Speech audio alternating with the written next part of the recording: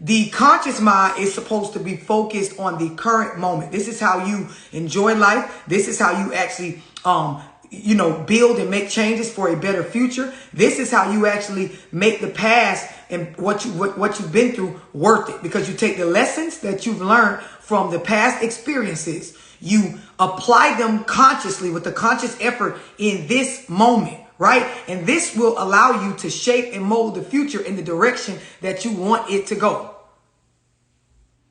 We are existing in the physical. We are existing in the conscious mind. We are existing in the subconscious mind. We are existing in the spiritual realm. We are existing in a second part of you that a lot of y'all have not even woke up yet. It's there, but it's asleep. It's dormant. It exists, but you have not made the appropriate chess move, so to speak, on your board for that shit to wake up. Because when you do, that's that second heartbeat. You will hear you in the physical and in the flesh, and you will hear you behind you with that second heart pumping. And you will also be able to acknowledge that I exist in a spiritual space, all in one unit, or what seems like one unit at a time.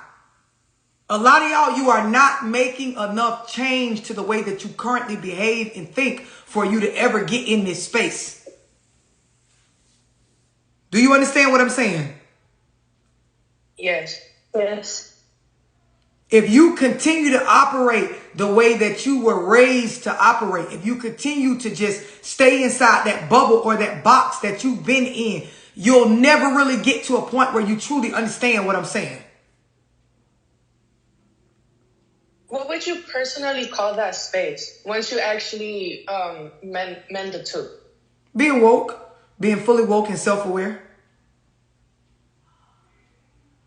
Some people call it, out of this world, because most people that you see day to day, they exist only in a certain bubble of physical being.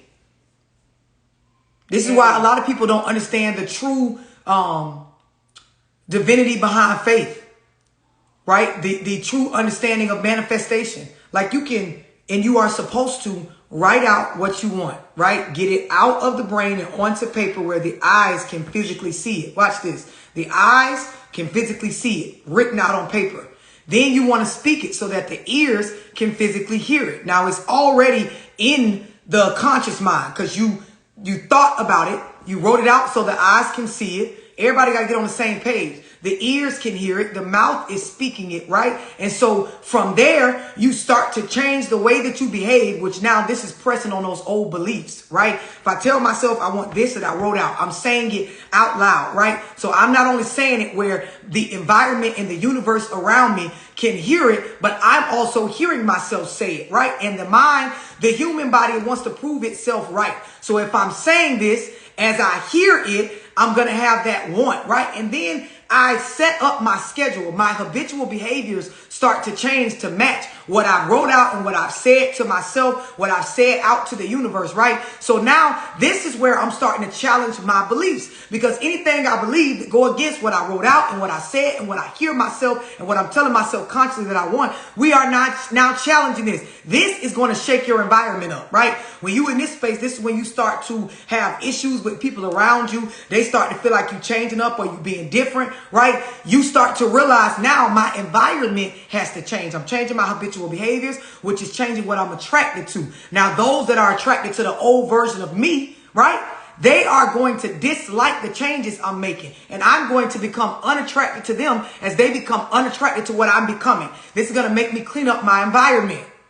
And this goes in levels and cycles until you become this version of you that you don't recognize in comparison to the old you. Do y'all understand what I'm saying? Yes, love, I have a question. Yep. It's Miriam. So, how do you become okay with, letting go of, how do you become at peace with, okay, everybody can't come. I'm going to change for me. And that means that along the way, some people may stay and some people may fall off. How do you make peace with that internally? You don't. You don't. And I want you to really understand this. You do not, right? You're going to constantly lose and leave people behind as you climb. So really, to answer your question, the way you make peace with that, the way you feel good is you stop climbing. Stop climbing.